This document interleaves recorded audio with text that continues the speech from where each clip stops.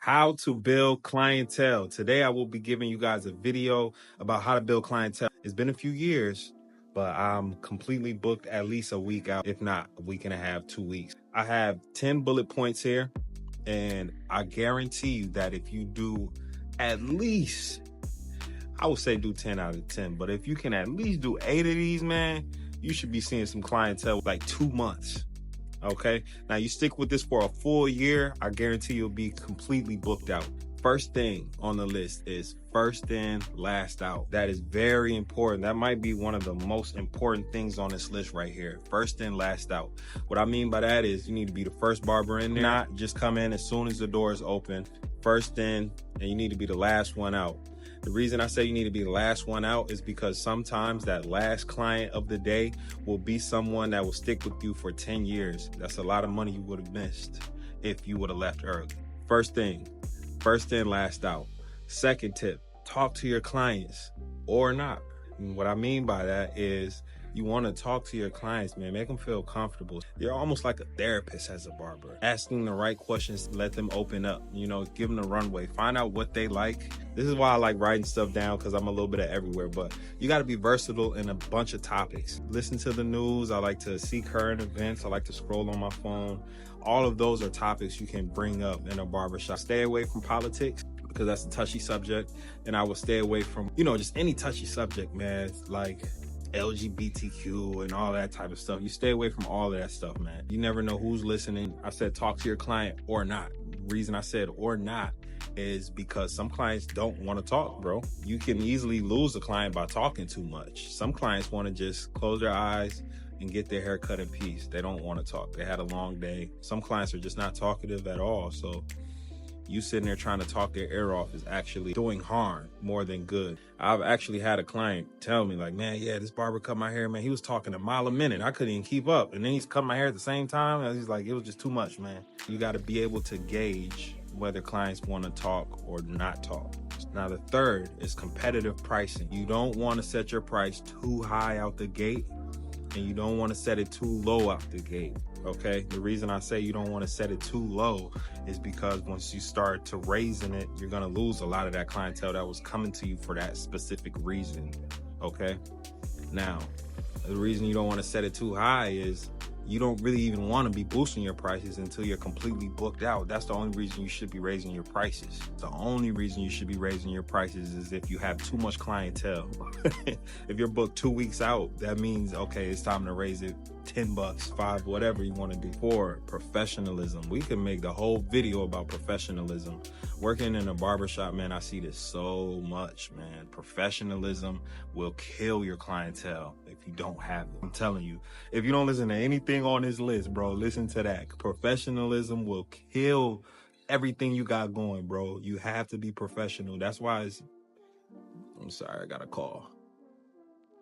Man, some people don't have it, bro. If you have that, you're already setting yourself above the pack right there. Like so far above the pack. Now, what I mean by professionalism is the convos you're having. No inappropriate convos, guys. Moms are in the shop, or not even moms, just like regular people. They don't want to hear certain conversations. And I don't have to go into detail about that, but you know what's inappropriate. Language. Some barbers just cursing up a storm, man. That'll make somebody not want to come again. Music, vulgar language, sexual music, man, you can still have a good time with censored music, bro. Or you can just throw on some lo-fi beats, some neo soul or something like that. It doesn't always have to be gangster rap. If you do want to play some of that, just make sure it's clean, bro. Not smelling like weed. I know a lot, I don't smoke weed, but I know a lot of people do. That will turn clients off, especially if they don't smoke. It's just a bad look, man. You just got to know how to read the room, guys. You have to know how to read the room. We're still on professionalism, though. Hygiene. Man, I look like a barber when I go in there. I smell like a barber. I walk like a barber. I talk like a barber. I move like a barber. You can't come in dingy shirt, stain on it. Like, man, please come in there correct, man. First impressions are everything, bro. Based on how you look is how people will actually treat you. People will want to come to you more if you look like something, you smell like something. Throw some cologne on, man. Don't drench yourself, but boom, boom, boom. That's it. You know what I'm saying? Maybe throw some aftershave on your hands. Now when you razoring them, you got that barbershop smell on your hands. You smell like a barber. Everything, bro. It's little things you can do. Cleanliness. Tools. Make sure your tools are clean. Make sure you're cleaning your tools before every client, bro. You don't want that reputation on you. You got somebody bumping up, and now everybody, yeah, last time he cut me, he did it. Word starts spreading, bro. Snowball. Next thing you know, you ain't got no clients. Greeting people when they come through the door. This is very important, especially if you have a chair close to the front door. But you want to make sure you greet every single person, make them feel cozy, make them feel like they're at home. People come to me and they're like, bro, you don't own this shop. You don't. It's all because of how I carry myself and how much I talk to these clients, bro. I'm talking to people on the couch. I'm talking to my client. I'm talking to the other barbers. Like, you want to, you know, just mingle, man. And if you're that quiet barber, you're having a bad day, that's fine too, bro. But just make sure you still greet people. You know what I'm saying? Lastly, about professionalism is avoid gossip. You don't want to be that chatty patty barber that's just gossiping the whole time. That's a turn off the client. So we got my boy Rob the barber right now, cutting hair. He got a pretty good clientele, so I feel like this is the perfect person to ask. What advice would you give somebody that's trying to build clientele? Talk to your clients, you know, Okay. Get to know them. Okay. People, you know, some people like talking, but some people don't. So you just gotta kind of know who likes to talk and who doesn't, you know, and then just be yourself, you know, and then try to be specific on what type of cut they want to get, you know. So talk to them and get to know what type of cut they want, and then try to memorize that, you know. Just the biggest thing I feel like is just, you know, talk to your clients, get to know them. That's one of the biggest things. Some barbers, you know, they don't really like to talk like that, but it just depends on the person. Some people do like to talk, some people don't. You know, you just kind of gotta get that feel for who likes to, you know, who likes to talk and who doesn't. But like that's one of the biggest things. And obviously, giving the best cut you can too, you know, to your experience and what you can do. But just try your best and talk to your clients. You know, that's the biggest thing. All right, so I got one more question. Yeah.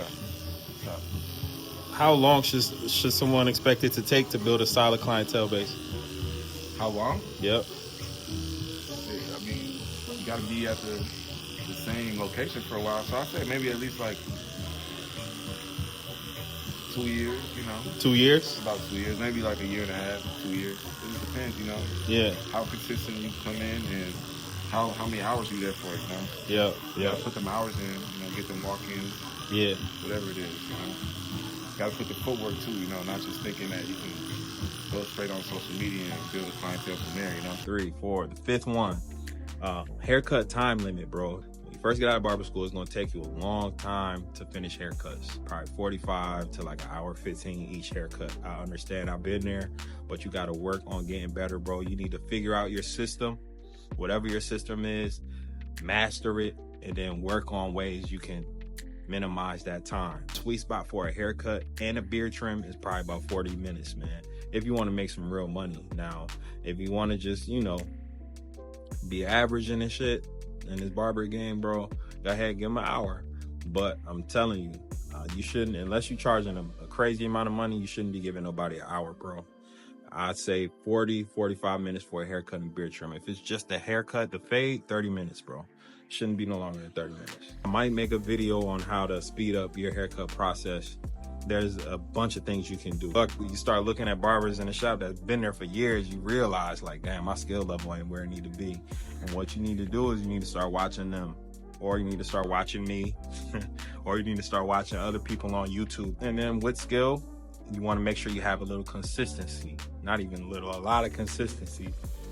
That's why people will come back. Next, portfolio, pics, and social media. Now, I use an app called Booksy. Depending on where you are, there may be different apps. You can use Squares, a lot of different things you can use, but you can showcase your work, showcase your prices. I got a lot of clienteles from the promotional tools on Booksy. Next, punch cards.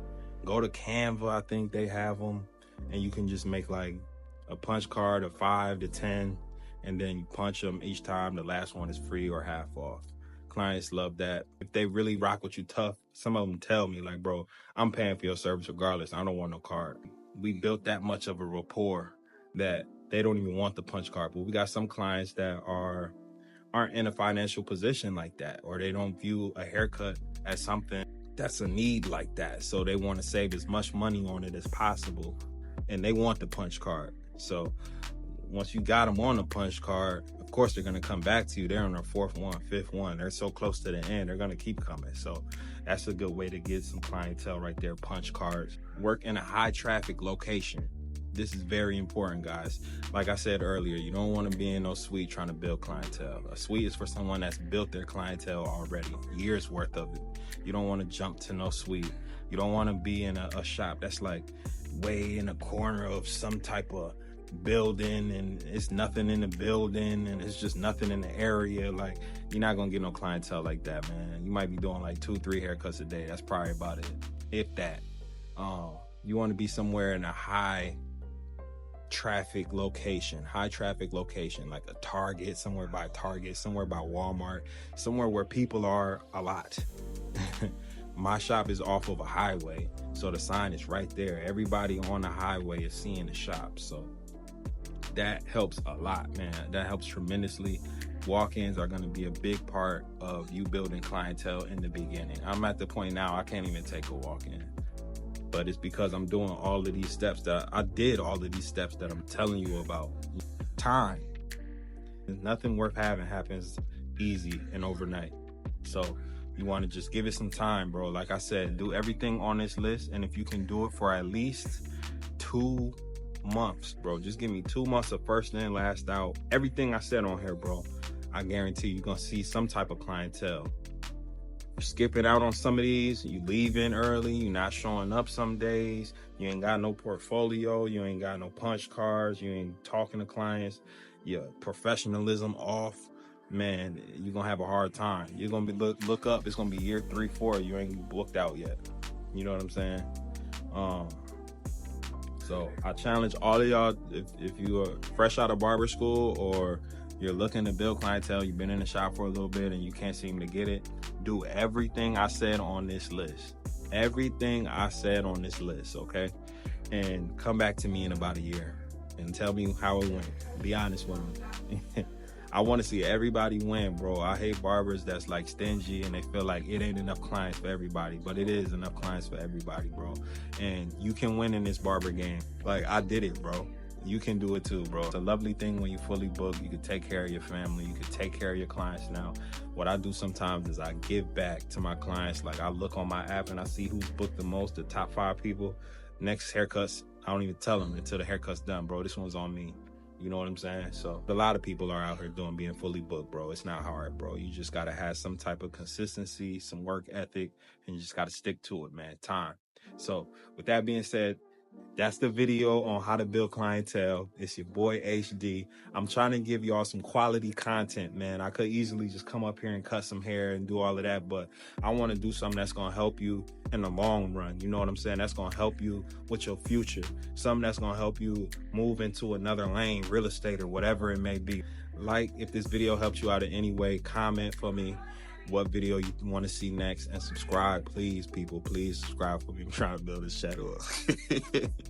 So yeah, with that being said, it's your boy HD. I'm out. I had to make an extra video. We're gonna edit this in though, but there's 2 more things. 1, no shop hopping. You want to find your shop and you want to sit in there. It's too many times that I've seen barbers leave shops, then go to this one and go to that one. You're basically restarting your clientele all the way over from the beginning, and you don't want to do that. Secondly, you want to learn how to cut all textures of hair, okay? You don't want to be the barber that's just can only cut black people or only cut white people. You want to be able to do anything that comes through the door. Anything that comes through the door, you should be able to cut them good enough to make them a client. Peace.